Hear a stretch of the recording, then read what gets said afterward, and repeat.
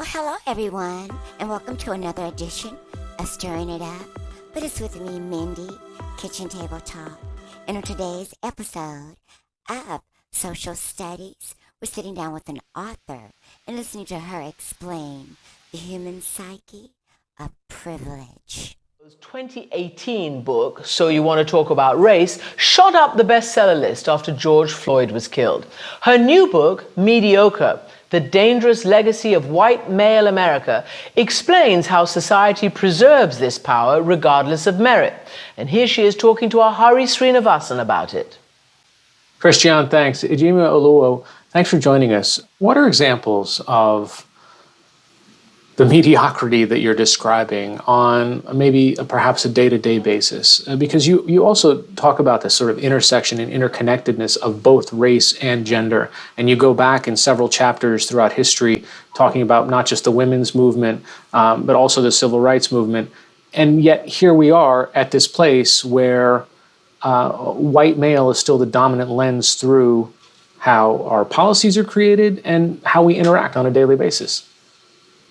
Yes, and it's every day. If you are, let's say a Black woman or a woman of color in any kind of workspace, you absolutely are familiar with this phenomenon of the mediocre white male. And, when Sarah Hagi tweeted about having the confidence of a mediocre white man, the reason why it took off was because anyone who's been in any kind of public environment or voted someone into office and been through elections recognizes what it looks like to have someone who seems to have that management material that has nothing to do with their actual qualifications, their leadership skills, their knowledge.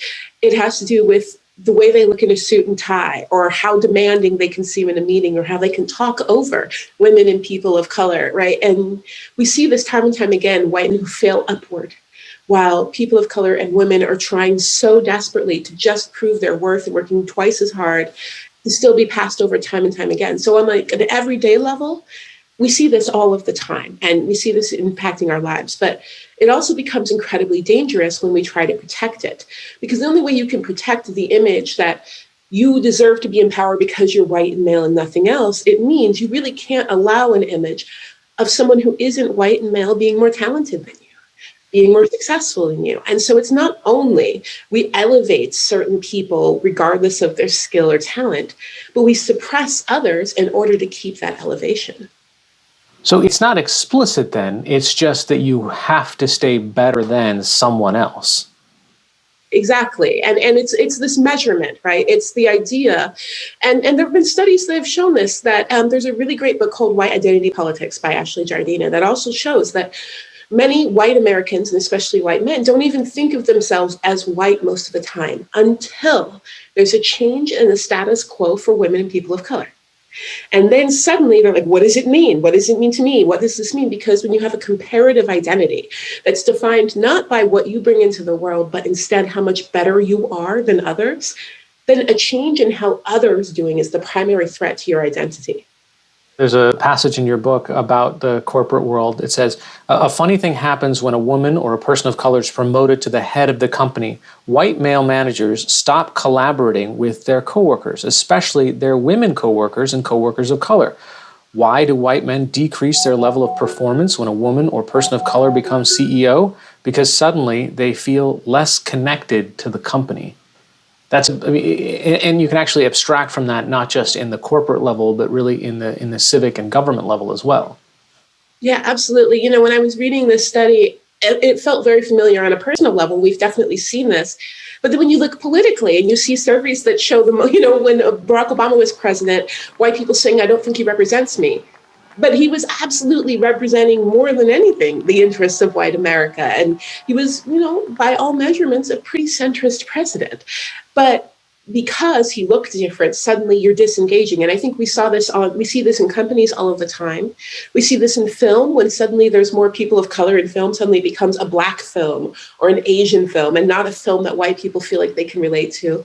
And we absolutely see this in our government, when people of color rise to any sort of prominence or power in our government, suddenly there are people in the white populace who feel like it doesn't represent me anymore, and especially white men. And this also happens for women. And so we saw this, there's quotes in the book too, talking about, Bernie supporters who felt like we were talking too much about women. And they were saying, it means there's no dudes allowed anywhere, simply because we were trying to address issues that didn't always center them. So just the slightest shift can cause some white men to completely disengage, not only disengage, but really hinder and try to harm the systems that before they felt like they were a part of. How do we change that in the corporate environment where we can say, you know what, the pattern of practice here has been looking at running this company through one particular lens? Yeah, I think part of it first starts with being really honest and figuring out where you stand. I speak to corporations and schools and government entities all over the country. And when I ask them, how are you doing as far as race and gender? What I get are some very vague feelings, right? I think we're doing okay. Maybe some people are upset. But what we don't have is, have you surveyed your employees to see your employees of color, your female employees, to ask what they would need to feel successful and supported? Have you taken analysis of the issues you've already documented and had as far as race and gender in your workplace? Do you know where people are likely to slip up? Because we have to stop assuming everything's fine unless the problems rise to the level that you are being made aware of it. You have to instead assume, because the data shows that these things are happening. And so then you build systemic solutions to prevent it from happening, and so that people can get used to a different way of doing things. It's not just, let's sit down and convince people we have to do it differently. It's, let's make policies that account for the fact that people are less likely to be supportive when we have a woman at the head of a company. So what does it look like then to tie someone's level of performance, to how much they continue to engage, to how they support, to how they reach out and mentor and work with other people of different races and genders? You have to, account for what's already happening, that the data shows is already happening, instead of just assuming everything's fine until it gets to the point that it rises to HR or somebody's fired. Are there inherent threats to whiteness, to masculinity that drive this mediocre behavior? There are. Well, I think part of it too is just, this is in part a function of capitalism. The idea is, this is the deal. This is what you get for participating in this system. You will get this, comfortable life. You will get your house with a 2-car garage and your wife and your kids. And this is the promise, and you deserve it. You were born deserving it. This is your right. And the truth is that never fully works out for everyone. We don't have enough to go around in this system that extracts most of the profits to those at the very top. And so what happens then? Well, you say, well, look around, you were going to have it, but this person took it and that person took it. And who? The people who we've always said are supposed to be lower on the ladder. So you could say, oh, well, look, we did all this affirmative action and that's why you don't have a job. Instead of saying, 80% of the profits for this corporation went to to stockholders, and that's why you don't have a job, right? And so we have to look at this and see that, people are being played. It really is a manipulation that ties into, people's biases and really forces that, makes them think that their biggest competition are the people that they've been told they're supposed to be above, and that their biggest problem are the rises and the gains for people that they were told they would never have to compete with. There was, I want to say, I think it's Raj Chetty that does this work on social mobility, that people who are most likely to oppose an increase in the minimum wage are the people who make just a little bit above where that level would be now, because they fear all these new people getting to their state, right? So it's almost like that I'm cool with a rise in minimum wage, but wait a minute, now you're making me part of the bottom, and I don't like that very much. Yeah, absolutely. And you hear these questions, well, am I going to get a raise too then? Because even though I wasn't starving, I still have to feel like I got this much more than the people below me. It's the idea that the hierarchy shouldn't move. So people kind of hold these two competing thoughts, like, yes, we don't want anyone to starve, but also I always want to see myself as doing this much better than the people who've always been below me.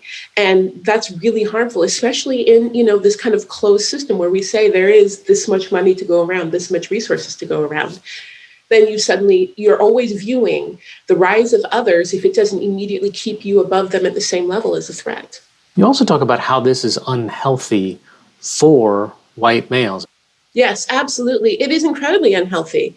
I mean, to wake up in the morning and not know if you're successful until you can measure how the people supposedly below you are doing means that you don't actually have an inherent sense of self-worth. And it also cuts you off from connection. You can't connect with people if you're constantly measuring how much power you have over them or how much better you're doing than them. If success is only comparative, if self-worth is only comparative, then you're lacking that real inherent sense of self-worth. But also, because the story of this country, which is a lie, is that if you work hard, you will get ahead. And you were meant to get ahead. And this is a story that white men are able to, believe in more than anyone else, right? As a Black woman, the story told to me was not, if you work hard, you'll get ahead. It's, you have to work hard because otherwise you'll die in the street. But maybe, you might make it. If you work extra, extra hard, you might be okay. But for many white men, the thought is, of course, you do good, you'll get good. It'll be great. So then what happens when it's not? Either something is wrong with you, or somebody stole from you. And so we see this split, right? We see the violence. We see Charlottesville. We see this outward violence of people that white men are thinking stole from them. And then we see the internal violence, the rage, the suicide of people who believe I must be broken. And instead of looking at the system and saying the system's broken, it's something's wrong with me. I could see a viewer watching this segment and saying, okay, what's a white guy to do? I'm stuck here. I have no intentional racism in my body. I don't want to be better than, and I'm not trying to be this person, but I'm clearly profiting and benefiting from the system. What step can I take to help? One of the things that I think it's really important to recognize is systems of oppression don't only oppress people of color, they also give power to people who weren't oppressed by those particular systems. So recognize where your power is. Don't let the guilt stop you from actually engaging that power, because we don't have that power, right? So saying, yeah, it sucks that politicians are gonna listen to me and not you, so I'm gonna disengage from politics. No, it means talk to those politicians, right? It means if you're in a work meeting and people listen to you and don't talk over you, but they'll talk over women and people of color, well, then use that voice to up and, hand time to women and people of color and support what they were trying to say before they got talked over. It's about utilizing that power. So whether that's power you have in your school system, with the money you spend, whether it's the influence you have with your white peers to look at local issues, use it, engage it, get past feeling like, oh, it's bad, so I'm going to engage. And I hear this from a lot of white men going, yeah, white men suck. I don't want to be a part of it. No, be a part of it and make it better. Engage with it and say, no one's going to hear you. If you're someone that people feel are less than them. So if you're a white man and you hate the way white manhood looks, know that no one's going to listen to me the way they'll listen to you, that you actually own this and you can engage with it and make it better. So start looking at your power for opportunities to create real change. Well, what about white men who don't have any power or don't feel like they have any power? Because what you're saying is inherently you do. Yeah, well, and you have some. And I will say, it's important to recognize that there is less power for the average person than a lot of people think there is, but you have some. You have that relative power. That's why often white men are clinging to the status. That's a bit of power that they have. They don't want to give up. Use that power. So a lot of that is about educating yourself. So what I recommend often to white men is look at what's happening in your city, in your town. So start saying, what are the graduation rates and the testing rates by race in my schools?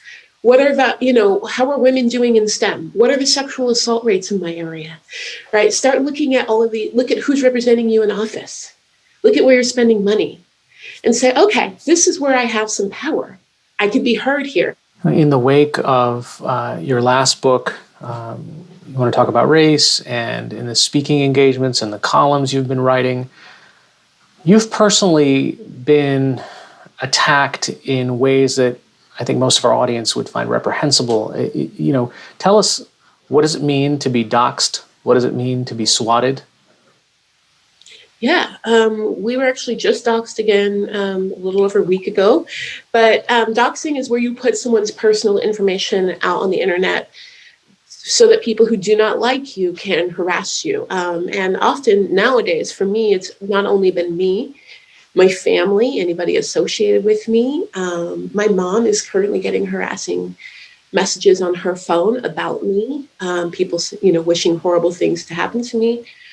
And so that's doxing, and it kind of creates this general feeling of unsafety. It caused harassment. I've changed my phone number multiple times. And then swatting is an offshoot of doxing, where once you have someone's address, you spoof a phone number from where they live, and you call the police and you make some sort of a threat. And the goal is to send a SWAT team into their house, to have someone, guns out, knock the door in. People have been killed from this because someone unsuspecting doesn't understand why a cop's banging their door and reaches for a phone. People think it's a gun. So last year, our home was swatted. I was actually out of town, so my 17-year-old son was asleep alone. And I got a call saying there was a report of shots fired in my home. And it was someone pretending to be my son saying that he had murdered his parents. And the goal was to actually target my son and send SWAT teams in the house. Luckily, I knew that we were at risk because I knew we had been doxxed. So at least they called me and told me they were going before 6 officers with guns showed up, and 6 officers with guns did show up and pull my son out of bed at 6 o'clock in the morning. But nobody broke the door down. At least they knew there was a chance that everything was going to be okay because I got to talk to them. But I was literally across the country trying to board a plane home and wondering if my son was going to get shot. And from then on, it was regular, terrorism at our home. And the goal is to create violence and to use this against Black people, to utilize police violence against Black people. That is the goal of this technique. And so it was very painful and scary. It is something that many Black journalists face. It's also something that regular activists of color face all of the time. It's pretty widespread, and police in most jurisdictions, don't actually have a good response to it. So yeah, that's the terrorism kind of you face for being a Black woman in this country who speaks out and takes up space that people believe you shouldn't have. Going into this new administration, what are you watching out for? What are you hopeful for? I am not naive enough to say this is going to be a revolutionary administration that's suddenly going to be, embracing the language of like Black activists across the country. But I do hope to have a little more space to work within when we are out doing our protests, to be heard a little bit more, to be able to maneuver a little bit more. That is my hope, that maybe we will have that grace. And instead of, working with an administration that was actively trying to make it, against the law to do the work that we've been doing, and instead to be able to operate it. The work remains the same. It's just how hard is it to accomplish these goals? And I'm hoping it will be a little bit easier. Ejiomo Oluo, thanks so much for joining us. Thanks for having me.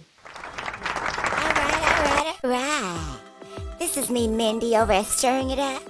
And we're going to end out this segment by saying, ain't the human psyche something else? I think mine has just split. Anyway, guys, let us know what you think in the comment section. Please like and subscribe to become a friend. Until next time, and there will be a next time, take care of yourself. Bye.